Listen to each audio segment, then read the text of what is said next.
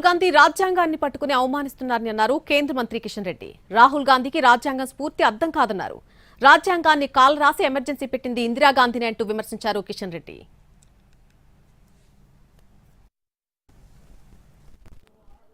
Congress party నాయకుడు రాహుల్ గాంధీ ఉదయం లేస్తే సాయంకాలం వరకు మరి కాన్స్టిట్యూషన్ పుస్తకాన్ని పట్టుకొని దాన్ని అవమానం చేస్తూ ఉన్నాడు తప్ప కనీసము రాజ్యాంగాన్ని చదివిన పాపాన పోలేదు. డాక్టర్ బాబాసాహెబ్ అంబేద్కర్ స్ఫూర్తి ఆయనకు అర్థం కాదు.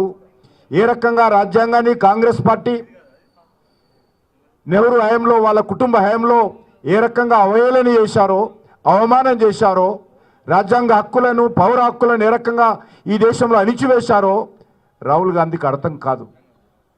మనకందరికీ తెలుసు, శ్రీమతి ఇందిరాగాంధీ గారు ప్రధానమంత్రిగా ఉన్నప్పుడు అలహాబాద్ హైకోర్టు ఆమె ఎన్నిక చెల్లలేదని పార్లమెంట్ సభ్యత్వాన్ని నుంచి రద్దు చేస్తే ఆ రోజు రాజ్యాంగాన్ని కాలరాచి అధికార దుర్వినియోగం చేసి శ్రీమతి ఇందిరాగాంధీ గారు ఆ రోజు ఎమర్జెన్సీ పెట్టిన విషయాన్ని మనం చేస్తా ఉన్నాను.